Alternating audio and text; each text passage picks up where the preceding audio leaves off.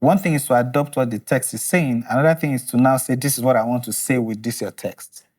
But if you don't understand what the text is saying, how do you now have a vision, right? So it's always that disconnect that seems like that births a lot of these arguments. But a smart director will always say, I really need to understand your text.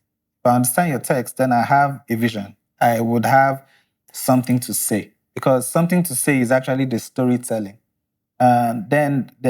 So you have those two instances where you either want that person with you all the time, or you totally understand what's going on and you say, okay, now that I understand this, I have to move in this direction with you. So with that, in those two scenarios, when it's done very well, you don't see a writer come to say, you know what, this is not what I was writing, or I don't like what happened. You will see less of that.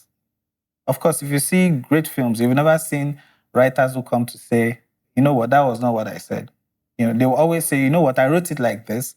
And then the director said, you know what can be cooler if what you're saying, we elevate it to this point. I was like, oh, I didn't even think of that. It was the director that thought of that. Or it was this person that thought of that. But at the end of the day, it's understanding what the text was saying and not going against the text.